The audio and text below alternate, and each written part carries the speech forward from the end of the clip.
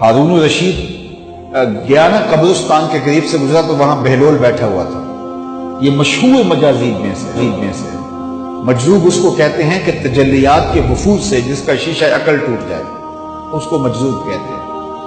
اور لوگ اسے پاگل کہتے ہیں لیکن اصل میں تو عقل مند یہ ہیں. تو بہلول بیٹھا تھا قبرستان میں تو ہارون الرشید گزرا تو بہلول نے توجہ نہ دی. تو ہارون الرشید نے چاہا کہ میں اس کو دکھاؤں کہ میں محل کیا ہوتے ہیں, تخت و تاج کیا ہوتے ہیں. اس نے دعوت دی, بہلول آؤ نا ذرا بغداد میں شہر کی رونقیں دیکھو, محلات کی زندگی دیکھو. تو حضرت بہلول نے جو جواب دیا بڑا خوبصورت تھا. کہا شہر والے سارے ادھر آ رہے ہیں, میں شہر کیا لینے جاؤں؟ تم مجھے شہر بلا رہے ہو اور شہر والے سارے روز ادھر آ رہے ہیں. تم کندھوں پہ اٹھا کے روز انہیں ادھر لاتے ہو اور میں شہر چلا جاؤں. تو بادشاہ کی بولتی بند ہو گئی. کسی نے واصف علی واصف مرحوم سے پوچھا تھا کہ خوشی اور غم کیا ہے. اس نے بڑی خوبصورت بات کی. اس نے کہا اپنی مرضی اور اللہ کی مرضی میں فرق کا نام غم ہے. اللہ اکبر. اور اپنی مرضی کو اللہ کی مرضی میں فنا کر دینا اس کو خوشی کہتے ہیں. جو اللہ چاہتا ہے ہوتا وہی ہے. بندہ چاہتا ہے کہ یہ ہو, اللہ چاہتا ہے کہ یہ نہیں, یہ ہو تو ہوگا وہی جو رب چاہے گا. تو پھر نتیجہ کیا ہوگا؟ بندہ چاہے گا جو میں چاہ رہا ہوں, کہے گا جو میں چاہ رہا ہوں وہ ہوا نہیں, بندہ دکھی ہو جائے گا. لیکن اگر وہ اپنی خواہشات کو, اپنی آرزوؤں کو رب کی رضا میں گم کر دے گا تو پھر جو ہے وہ اسے حقیقی مسرت میں خوشی نصیب ہو جائے گی. تو استغنا کی دولت یہ حیات طیبہ کا روپ ہے. اور یہ دولت اللہ تعالیٰ اپنے بندوں کو دیتا ہے اعمال صالحہ کے نتیجے میں. راوی کا کنارہ ہے, ایک فقیر ریت کے اوپر بیٹھا ہوا ہے. شاہ جہاں وہاں سے گزرا اور فقیر نے التفات نہیں کیا. بادشاہ کے ساتھ خدام تھے, زرق برق پوشاکوں میں ملبوس نوکر تھے, پورے شاہی تم طراق کے ساتھ جا رہا تھا. تو فقیر نے التفات ہی نہیں کیا, توجہ ہی نہیں دی. بادشاہ کے دل میں بڑی بات آئی. وہ آ گیا فقیر کے پاس, رک گیا اور کہا کہ ایک بات تو بتاؤ, زندگی کیسے گزر رہی ہے؟ فقیر نے مسکرا کے کہا کچھ تیرے جیسی گزر رہی ہے, کچھ تیرے سے بہتر گزر رہی ہے. بادشاہ سمجھا کہ یہ مجھے پہچانتا نہیں ہے کہ میں کون ہوں, میری شخصیت کیا ہے. اسے کیا پتا تخت و تاج کی زندگی کے کیا مزے ہیں, شاہی محلات کی آسودگیوں کا اسے کیا علم ہے. اس نے کہا مجھے جانتے ہو؟ کہا ہاں تم شاہ جہاں ہو, ہندوستان کے بادشاہ ہو. تو کہا پھر یہ بات کہہ دی, تمہیں نہیں پتا ہے کہ تخت و تاج کی زندگی کیا ہوتی ہے؟ آؤ میرے ساتھ چلو دہلی میں اور وہاں دیکھو کہ شاہی محل کے مزے کیا ہوتے ہیں. اللہ اکبر. اس نے کہا میرے لیے یہی بہتر ہے, تخت سکندری پہ وہ تھوکتے نہیں, بستر لگا ہے جن کا تیری گلی.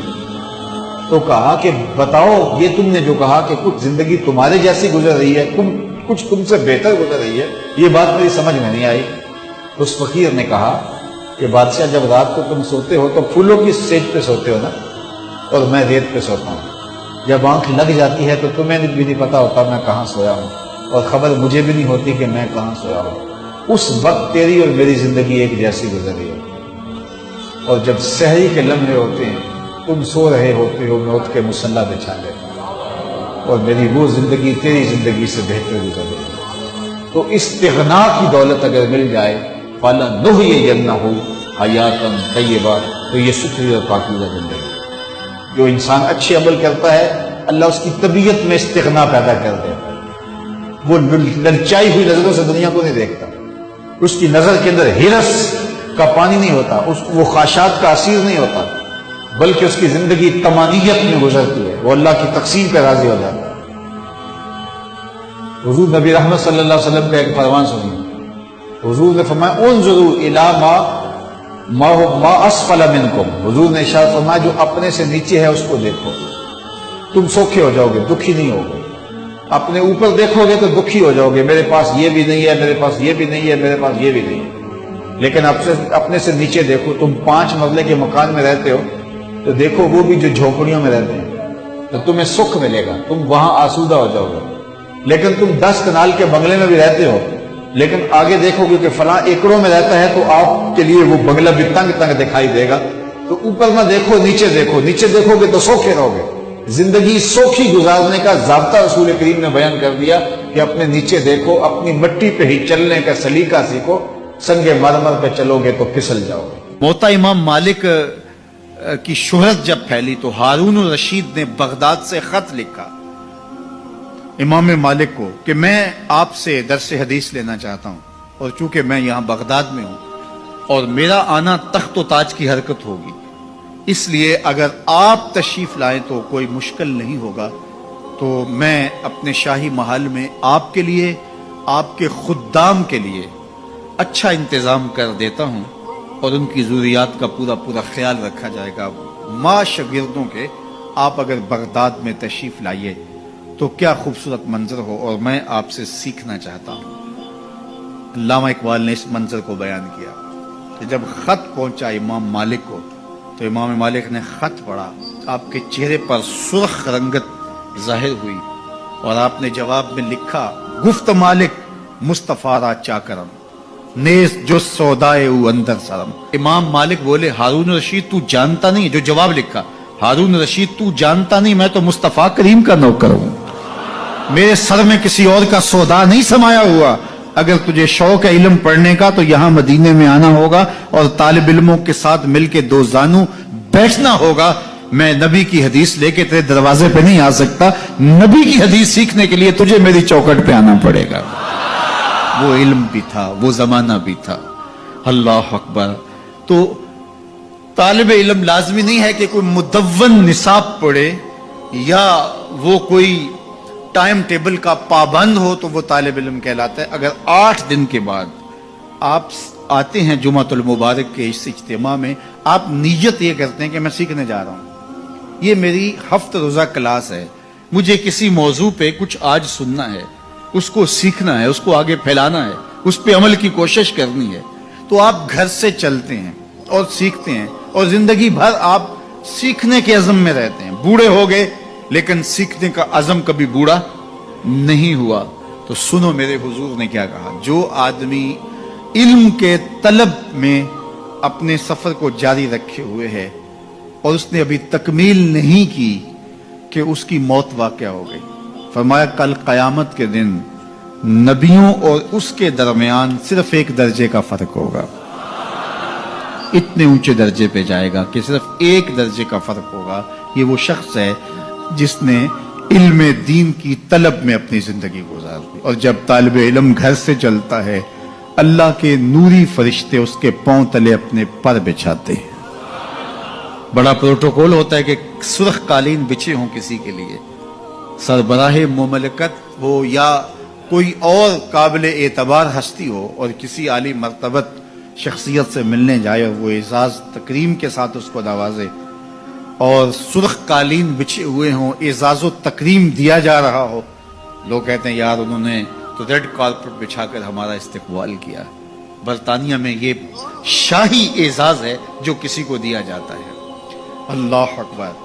لیکن یہ کارپٹ جو بچھائے جاتے ہیں یہ گھسے پٹے کئی لوگوں کے پاؤں تلے روندے ہوئے، چلو آپ ایران کے نئے قالین ہی سمجھ لیجئے، کوئی کتنے بچھائے گا، یہاں سے لے کے دروازے تک بچھا دے گا، چلو بائی پاس تک بچھا دے گا، کوئی کسی کے لیے 1 کلومیٹر 2 فرلانگ 10 کلومیٹر کتنے بچھائے گا، لیکن 2000 کلومیٹر سے چلا ہے طالب علم اللہ کے فرشتوں کے نوری پر، وہاں سے اس کے قدموں تلے بچھتے چلے آ رہے ہیں، اور یہ قالین کسی دنیا کے کارخانے میں نہیں بنے ہیں، یہ فرشتوں کے تقدس مآب پر ہیں جو طالب علم کے پاؤں تلے بچھتے ہیں۔ وہ اعزاز، وہ تکریم جو ان طالب علم کو دیا گیا ہے وہ کسی اور کو نہیں دیا۔ سب سے بڑی بات یہ کہ اللہ کے محبوب علیہ السلام نے علماء کو اپنا وارث قرار دیا۔ نبیوں کی وراثت درہم و دینار نہیں ہوتا، نبیوں کی وراثت علم ہوتی ہے،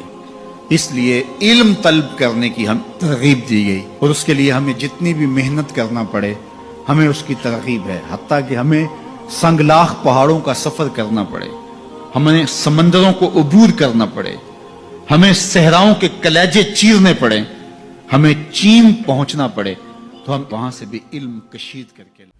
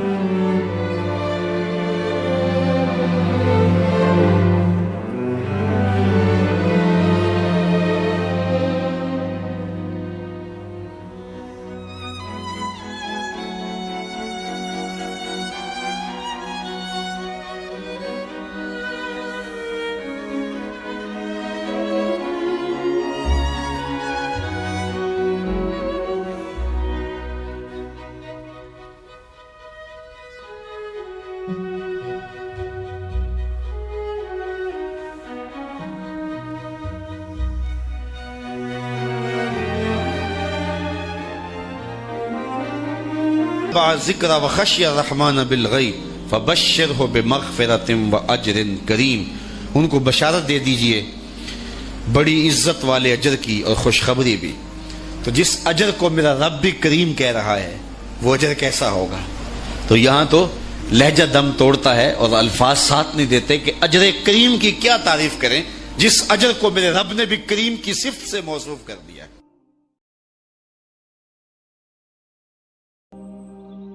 بہلول کا نام آپ نے سنا ہوگا، یہ مشہور مجاذیب میں سے یہ مجذوب گزرا ہے۔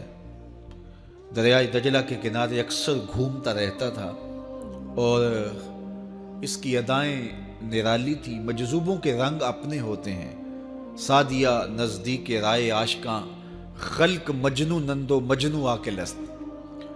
تو لوگ انہیں بے وقوف کہتی ہے، لیکن اہل عقل اور اہل تصوف انہیں دانا کہتے ہیں۔ اس لیے بہلول دیوانہ کہا جاتا تھا، لیکن بہلول دانا کہتے ہیں اہل خرد، کہ اصل حقیقی عقل تو ان کے پاس ہیں جو در محبوب تک پہنچ گئے۔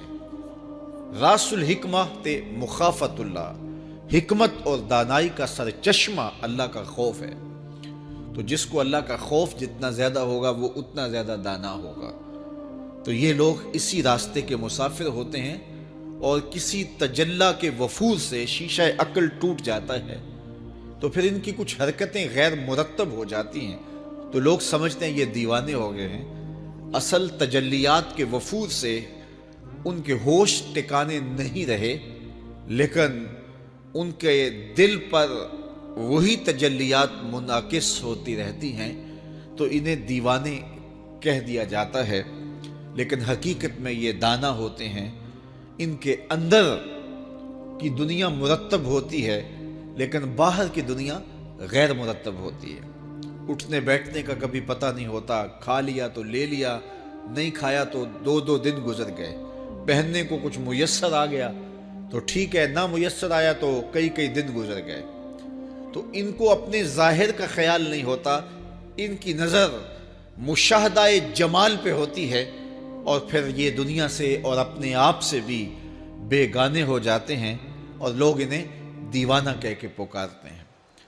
میں دریائے دجلہ کے کنارے حضرت سری سختی کے مزار پہ حاضر ہوا تو حضرت جنید بغدادی اور حضرت شیخ شبلی کے مزار پہ، حضرت ذوالنون مصری کے مزار پہ اور دیگر مزار، یہ سارے دجلہ کے کنارے واقع ہیں۔ تو وہاں بچے کھیل رہے تھے، تو ہم نے ان بچوں سے پوچھا کہ یہاں کوئی اور مزار بھی ہے؟ تو انہوں نے اشارہ کر کے بتایا کہ آپ اس سمت جائیں تو آگے بہلول دانا کا مزار ہے۔ تو شوق تھا تو ہم وہاں گئے، تو بہلول دانا کا مزار تھا، باہر لگا ہوا تھا بورڈ، تو شکستہ سا مزار تھا، ہم اندر داخل ہو گئے۔ تو میں نے بہلول دانا کی قبر دیکھی کہ اس کی قبر کے اوپر جو غلاف پڑا ہوا تھا وہ بھی آدھا تھا اور پھٹا ہوا تھا۔ میں نے کہا فقیروں کی جو علامتیں ہوتی ہیں وہ مرنے کے بعد بھی پائی جاتی ہیں۔ آج بھی مجذوبیت کا رنگ اس کی قبر پہ نمایاں ہے، اور میں نے دوستوں کو کہا جو میرے ساتھ تھے، میں نے کہا دیکھو وہ جو ہوتے ہیں نا مجذوب، بعض کا کپڑے بھی واجبی ہوتے ہیں ان کے اوپر، تو یہ دیکھیے کہ اس کا غلاف بھی جو ہے وہ آدھا ہے اور وہ بھی جگہ جگہ سے پھٹا ہوا ہے، تو اس کی قبر بھی اس کے جذب کی کہانی سنا رہی ہے۔ تو یہ دریائے دجلہ کے کنارے گھومتا تھا اور لوگ اس سے ملتے تو جو اس کی زبان سے نکلتا وہ پورا ہو جاتا۔ تو ایک دن دریائے دجلہ کے کنارے یہ گھوم رہا تھا کہ ہارون رشید اپنے مکان کی، اپنے محل کی چھت پہ ٹہلتے ٹہلتے بہلول کو دیکھتا ہے، تو خادموں کو کہا کہ ذرا اسے میرے پاس حاضر کرو۔ شاہی حکم نامہ تھا، جو چھت کے اوپر خادم تھے انہوں نے اوپر سے ڈولی پھینکی اور نیچے والوں کو اشارہ دیا، انہوں نے بہلول کو پکڑا اور ڈولی میں رکھ دیا، اوپر والوں نے رسیاں کھینچ لی۔ 2 لمحوں کے بعد بہلول بادشاہ کے سامنے تھا۔ تو بادشاہ نے بہلول سے کہا کہ بہلول ایک بات تو بتاؤ، کہا پوچھئے، کہا آپ خدا تک کیسے پہنچے ہو؟ تو بہلول نے مسکرا کے کہا جیسے آپ تک پہنچا۔ علامہ اقبال نے جو مرد کلندر کی نشانیاں بتائی ہیں ان میں سے ایک نشانی یہ ہے بات میں سادہ و آزادہ، معانی میں دقیق، کہ اس کی بات بہت لمبی اور لچھے دار اور گچھے دار نہیں ہوتی، سیدھی سیدھی بات ہوتی ہے لیکن سیدھی روح میں اترتی ہے، مختصر اور جامع کلام کا حامل ہوتا ہے اللہ کا بندہ۔ تو کہا کہ بادشاہ جیسے آپ تک پہنچا، تو بادشاہ کا تو خیال تھا کہ کوئی بڑی باریک بینی سے کوئی فلسفہ بتائے گا، لیکن یہ 2 لفظوں میں اس نے کہہ دیا جیسے آپ تک پہنچا۔ بادشاہ نے کہا میں نہیں سمجھا۔ کہا بات تو سادہ سی ہے، تیری عقل میں نہ آئے تو میں کیا کر سکتا ہوں؟ کہا حضرت آپ سمجھا دیجئے۔ تو بہلول نے کہا کہ حضرت میں خود آنا چاہتا تو دیوان خانے میں جاتا، درخواست لکھ کے لے جاتا، پھر جمع ہوتی، پھر کئی واسطوں سے ہوتے ہوئے آپ تک پہنچتی، آپ پھر مجھے وقت دیتے ملاقات کا، 6 ماہ بعد، سال بعد۔ اس وقت پہ میں تیار ہو کے ملاقات کرنے آتا، آپ کے کوئی شاہی مہمان آ جاتے تو پھر ملاقات منسوخ ہو جاتی، پھر بھی آپ کی مرضی ملاقات ہوتی نہ ہوتی، میں چاہتا تو مہینے سال لگ جاتے، لیکن ملاقات پھر بھی آپ کی مرضی پہ، اور جب آپ نے چاہا ہے تو 2 گھڑیاں بھی نہیں لگی۔ تو کہا بندہ چاہے تو کروڑوں سال بھی بیت جائیں، اس کے قرب کی کوئی انتہا نہیں ہے، لیکن جب وہ چاہے تو 2 گھڑیاں بھی نہیں لگتی۔ مانا کہ محبت کے سفر میں ہر گام پہ 100 مشکل ہے، لیکن یہ سفر آسان بھی ہے اگر ساتھ تمہارا ہو جائے۔ تو کہا کہ قل ان کنتم تحبون اللہ فاتبعونی یحببکم اللہ، کہ اگر تم اللہ سے محبت کرتے ہو تو آسان طریقہ تمہیں بتا دیتے ہیں، میرے محبوب کی چوکھٹ پہ آ جاؤ، اللہ اکبر، جس کو تم ڈھونڈنے نکلے تھے وہ تمہیں وہاں مل جائے گا، اور تم اس سے محبت کا دعویٰ رکھتے تھے وہ تم سے محبت کا دعویٰ کرے گا، اور پھر جب تم اس کے محبوب ہو جاؤ گے تو پھر جو تم کہو گے وہ کیوں نہیں ہوگا، کیونکہ محبوبوں کی تو بات مانی جاتی ہے۔ یہ نظام الدین اولیاء علیہ رحمہ کو محبوب الہی کہتے ہیں نا، ان کا واقعہ بھی علماء نے یہ لکھا ہے، صوفیاء نے، کہ ان کے شیخ حضرت بابا فرید الدین گنج شکر رحمۃ اللہ تعالی علیہ ایک دن موج میں آ گئے اور کہا کہ نظام الدین محب بنو گے یا محبوب بنو گے؟ تو یہ بڑی خدمت کرتے تھے اپنی شیخ کی، تو کہا کہ محب بنو گے یا محبوب؟ تو کہا حضرت اگر اجازت ہو تو اپنی ماں کو نہ پوچھاؤ۔ اللہ اکبر، ان لوگوں کی مائیں بھی تو صاحب حال ہوا کرتی تھی۔ تو کہا کہ اگر اجازت ہو تو اپنی ماں کو نہ پوچھاؤں کہ محب بننا ہے یا محبوب بننا ہے؟ کہا جاؤ تمہیں اجازت ہے۔ تو گھر کی طرف روانہ ہوئے، 1 دن کا سفر کیا، راستے میں ایک فقیر تھا مجذوب، جو راستے میں بیٹھا تھا، حالت اس کی عجیب سی تھی، تو یہ سلام کر کے گزرنے لگے تو وہ مسکرا کے بولا محب بنو گے یا محبوب؟ تو حیرت زدہ ہو گئے کہ اسے کیسے پتا چل گیا، یہ تو میرے شیخ کا اور میرا راز ہے۔ تو رک گئے، کہا کہ حضرت اگر آپ بتا دیں تو بہت اچھا ہو۔ کہا نہیں ماں سے پوچھو، جو وہ بتائے گی وہی بن جانا، اور اگر ماں نے نہ بتایا تو کل آ جانا، اسی وقت یہاں ملاقات ہوگی، پھر میں بتا دوں گا۔ خیر چلے، رات کو پہنچے، والدہ کی خدمت میں سلام پیش کیا، پاؤں دبائے اور کہا کہ شیخ موج میں آ گئے اور کہا محب بنو گے محبوب بنو گے؟ تو میں نے کہا ماں سے پوچھ لوں، تو میں اماں جی آپ سے پوچھنے آیا ہوں، راستے میں یہ واقعہ بھی ہوا۔ تو ماں نے کہا کہ بیٹے تم صبح ناشتہ کر کے پلٹ جانا، اور وہ جو راستے میں تیرے دل کی بات بوجھ گیا وہ کوئی صاحب حال تھا، وہ تمہیں صحیح بتا سکے گا کہ محب بننا کہ محبوب بننا۔ خیر یہ صبح ناشتہ کر کے ماں کے پاؤں پکڑے، اجازت طلب کی اور واپس نکلے، اور وہاں جا کے دیکھا تو کوئی فقیر نہیں ہے۔ بڑے حیرت زدہ ہوئے، دائیں بائیں سے پوچھا کہ یہاں کل ایک بابا بیٹھا تھا۔ کہا وہ تو کل کے فوت ہو گیا۔ تو کہا اس کی قبر کہاں ہے؟ کہا قبر کس نے بنانی تھی اس کی؟ وہ گندگی کے ڈھیر پہ لوگوں نے پھینک دیا۔ دل میں بڑے حیرت زدہ ہوئے، اتنا با کمال تھا، لیکن اپنی حالت یہ، خیر وہاں چلے گئے اور جا کے کھڑے ہو کے پوچھنے لگے بندہ خدا دل کی باتیں بوجھتا تھا اور میرے ساتھ وعدہ کیا تھا کہ اگر ماں نے نہ بتایا تو کل آنا، اور اپنا پتہ ہی نہیں تھا کہ کیا ہونے والا ہے۔ یہ بات کہی تو بابا اٹھ کے بیٹھ گیا۔ عرش فرش تے بانگا ملیاں تے مکے پہ گیا شور، بلے شاہ سا مرنا ناہی تے گور پیا کوئی ہور۔ ہاں اٹھ کے بیٹھ گیا اور کہا کہ نظام الدین محبوب بننا محب نہ بننا، محبوں کا یہ حال ہوتا ہے، نہ کفن ملتا ہے نہ دفن ملتا ہے، محبوب بنو گے تمہاری قبر پہ بھی میلے لگیں گے۔ فَاتَّبِعُونِي يُحْبِبْكُمُ اللَّهُ، اگر حضور کی اطاعت کرو گے، حضور کی فرما برداری کرو گے تو تم محبوب بن جاؤ گے۔ تو حضور کی محبت خدا کی محبوبیت کا ذریعہ ہے، اس لیے ہمیں حضور کا پیار اپنی روحوں میں موجزن کرنا ہے، حضور کی محبت اپنی روحوں میں اتارنی ہے، اور محبت اپنے تمام تر تقاضوں کے ساتھ جب روح پذیر ہوگی تو پھر ہمارا انداز زندگی بھی سنور جائے گا، ہماری آخرت بھی سنور جائے گی۔ محبت کے من جملہ تقاضوں میں سے سب سے بڑا تقاضا محبوب کی اطاعت ہے، کہ بندہ جس سے پیار کرتا ہے اس کی بات مانتا ہے۔ یہ ہے دعوی محبت کا ثبوت، اس کی دلیل۔